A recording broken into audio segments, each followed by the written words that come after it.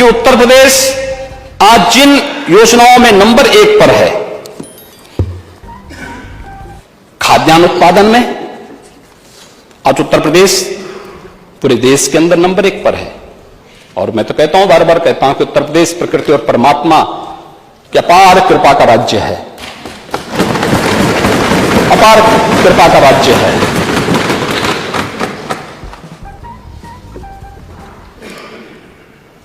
देश की कुल कृषि योग्य भूमि की 11% भूमि हमारे पास है, लेकिन उत्पादन हम करते हैं इसमें 20% खाद्यान्न का उत्पादन करते हैं। उत्तर प्रदेश की उपलब्धि है।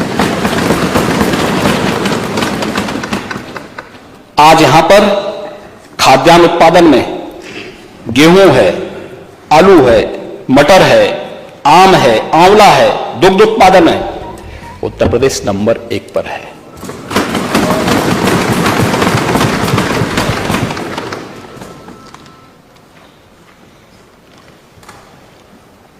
महोदय, गन्ना उत्पादन में उत्तर प्रदेश नंबर 1 पर है।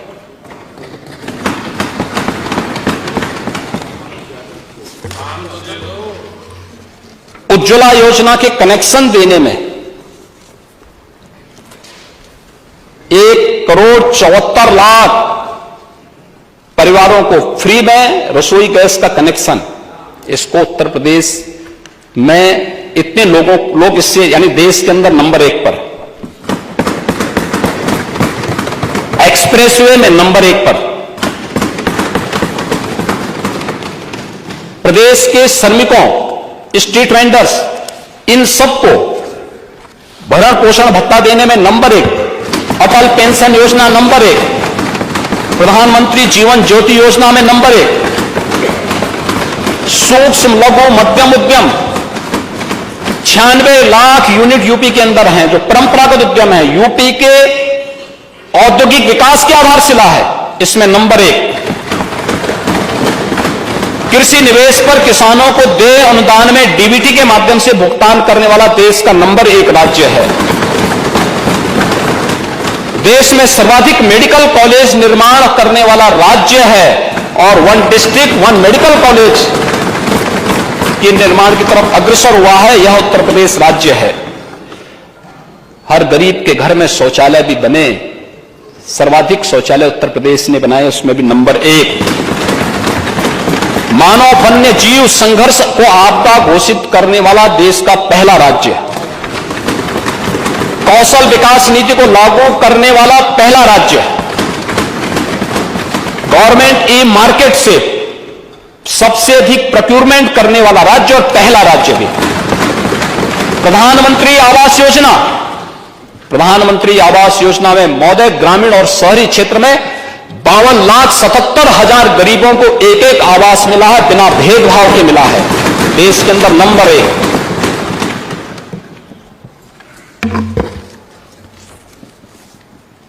राज्य स्वास्थ्य नीति लागू करने वाला देश का पहला नंबर 1 का राज्य। और महोदय, ई प्रोसिक्यूशन प्रणाली के प्रयोग में देश के अंदर नंबर 1 का राज्य है।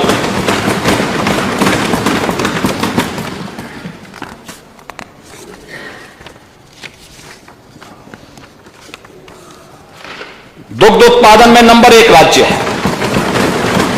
प्रधानमंत्री जनधन अकाउंट 8,51,00,000 खाता धारक है, यानी 8,51,00,000 ये खाता धारक वे हैं जिनके बैंक में कभी अकाउंट नहीं खुल पाए थे।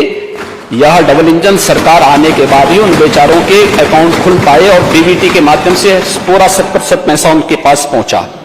स्वामित्व योजना, गांव में जिसका घर जहां पर उसका मालिक वहीं पे उसका मालिकाना अधिकार दे देना। महोदय, ऐसे 50,37,000 से अधिक घरौनी उन गरीबों को अब तक प्रदेश में उपलब्ध कराया जा चुका है। अभी 50 लाख से ज्यादा जिन गरीबों को उपलब्ध कराया गया, क्या ये किसी जाति के थे क्या? उत्तर प्रदेश का वासी था। हर जाति, हर मत, हर मजहब का यही तो है सबका साथ, सबका विकास, सबका विश्वास और सबका प्रयास। यही है। लेकिन इस पर गौरव की अनुभूति करने की बजाय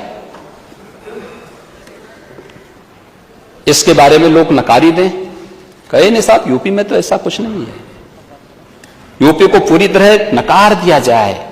यूपी को आज भी हम वही आज से 7 साल 10 साल पहले जो यूपी था, जहां का यूथ अपनी पहचान छुपाने के लिए मजबूर होता था, अगर वही दिखाने का प्रयास कर रहे हैं तो आखिर हम यूपी के हितैषी हैं क्या, उत्तर प्रदेश के हितैषी हैं क्या? और इसलिए मुझे महोदय एक बहुत बड़े विचारक हुए, उन्होंने एक बात कही थी, कुछ लोगों को भले ही बुरा लगेगा। उन्होंने कहा था कि शक्ति देना तो आसान है लेकिन बुद्धि देना बहुत कठिन है।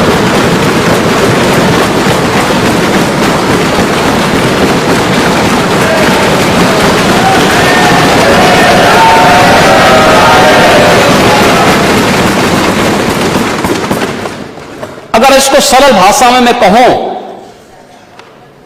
कि विरासत में सत्ता तो मिल सकती है लेकिन बुद्धि नहीं मिल सकती।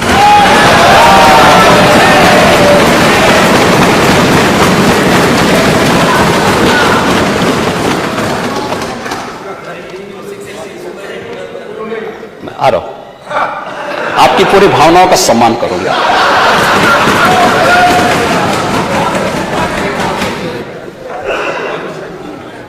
महोदय, वास्तव में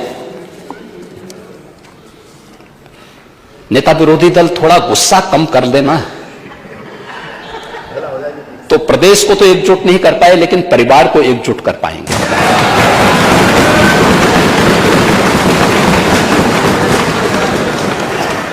और मुझे आ रहा हूं उस पे भी आ रहे हैं, उस पे भी आएंगे। महोदय सेक्रेटरी परमानेंट बनवा लें, अभी बताएंगे। हाँ आ रहे हैं, आप चिंता मत करें, आराम से बहुत सुन लीजिए, बहुत धैर्य से सुनिए। महोदय, जब उत्तर प्रदेश की हम बात करते हैं, अब देखिए एक विडंबना देखिए आप, उत्तर प्रदेश जिन चीजों से निकला है, जब हम उससे उभारने का प्रयास करते हैं, पूरी टीम यूपी जब उसके साथ जुड़ती है, एक साथ लग करके काम करती है। मैंने कभी नहीं कहा कि मैंने ये किया, मैं तो कहता हूं हमारी टीम काम कर रही है, एक टीम वर्क है। ये टीम वर्क का एक लघु उदाहरण अभी ग्लोबल इन्वेस्टर समिट में देखने को मिला। हमारे मंत्री समूह गए, दुनिया के 16 देशों में गए, 21 सिटी को कवर किया, हर वरिष्ठ मंत्री गया था। हमारी दूसरे मंत्रियों की एक टीम देश के 8 शहरों में भी गया, रोड शो किया, और हमारा हर सांसद विधायक अपने अपने जनपदों के रोड शो में जाकर के एक स्वस्थ प्रतिस्पर्धा को उसने जन्म दिया। यह है टीम वर्क।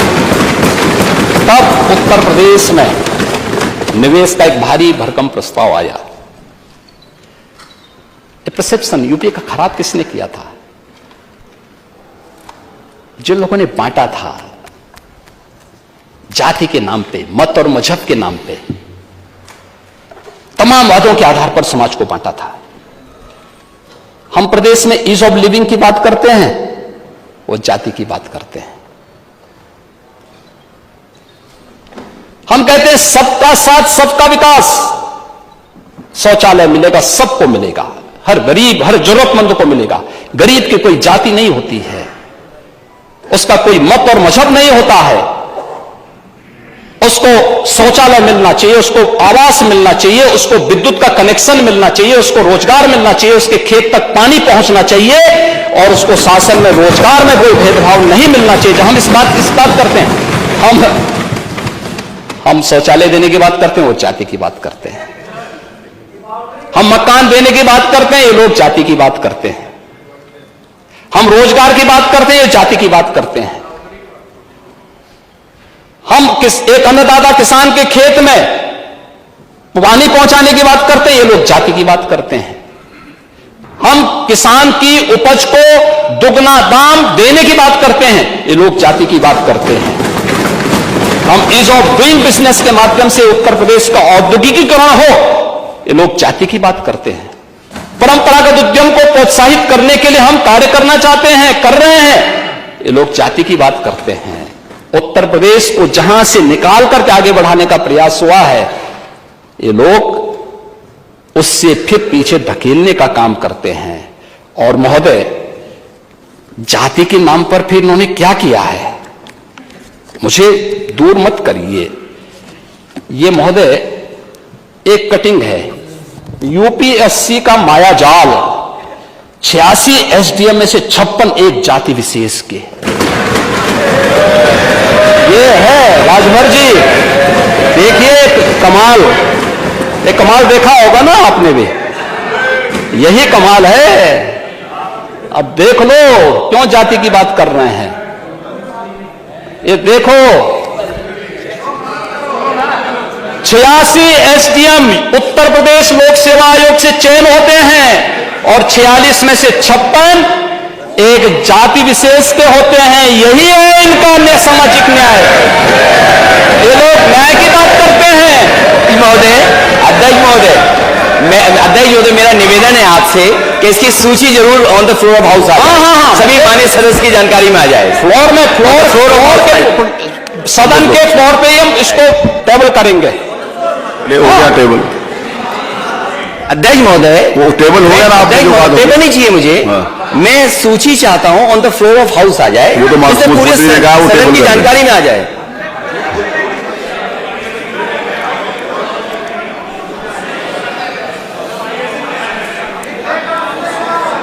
महोदय, अध्यक्ष महोदय, ये सच्चाई है।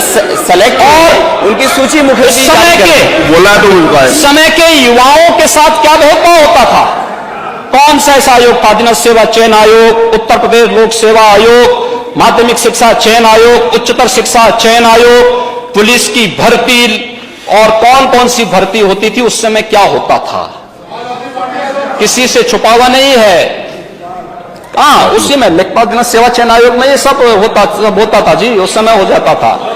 और सचमुच महोदय, उस समय की जो स्थिति थी, उस समय तब फिर मुझे बहुत, यानी उत्तर प्रदेश की जनता के पुरुषार्थ पर मुझे वास्तव में गौरव की अनुभूति होती है, जिसने प्रधानमंत्री मोदी जी के आह्वान पर 2014, 2017, 2019, 2022 में बार बार जनादेश देकर इस बात आप पॉलिटिकल क्रेडिबिलिटी की बात करते हैं।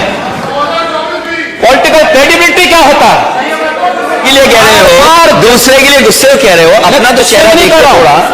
मैं तो बहुत उसके साथ बता रहा हूं आपको, आप जो कर रहे थे उसका एहसास करा रहा हूं मैं उसका एहसास करा रहा हूं कि बार बार देखिए संसदीय लोकतंत्र में पॉलिटिकल क्रेडिबिलिटी का सबसे बड़ा माध्यम है जनता का जनादेश। और दूसरा, पॉलिटिकल क्रेडिबिलिटी का सबसे बड़ा माध्यम है दूसरा, देश और दुनिया का विश्वास। ये जो लगभग 35 लाख करोड़ रुपए के निवेश के प्रस्ताव उत्तर प्रदेश को प्राप्त हुए हैं, ये 35 लाख करोड़ रुपए के निवेश के प्रस्ताव, ये पॉलिटिकल क्रेडिबिलिटी का सबसे अच्छा उदाहरण हो सकता है। जनादेश के अलावा ये सबसे बड़ा इसका उदाहरण हो सकता है। और आप प्रश्न खड़ा कर रहे हैं, आप निवेशकों को के उत्तर प्रदेश पर विश्वास पर प्रश्न खड़ा कर रहे हैं। आप अपने समय में कुछ नहीं कर पाए। उत्तर प्रदेश के अंदर उस समय जो इन्वेस्टर समिट के नाम पे कोई भी उद्यमी यूपी में नहीं आना चाहता था, तो कहां करते थे उसमें इन्वेस्टर समिट? दिल्ली में और मुंबई में। तो पूछा जाता था भाई वहां क्यों कर रहे हैं? कहा साहब यूपी में कौन आएगा। तो जो व्यक्ति, मुझे एक बात बताओ, जो उद्यमी यूपी के अंदर नहीं आना चाहता है, आपके इन्वेस्टर समिट में नहीं आना चाहता है, तो क्या वो निवेश करने के लिए आएंगे? ये लोग यही करते थे और यही करते थे। और इसलिए महोदय, दिनकर जी ने बहुत अच्छी बात कही इस पे भी। उन्होंने कहा था मूल जानना बड़ा कठिन है नदियों का वीरों का, धनुष छोड़कर और गोत्र क्या होता रणधीरों का। पाते हैं सम्मान तपोबल से भूतल पर सूर, जाति जाति का शोर मचाते केवल कायर क्रूर। और यही है सच्चाई।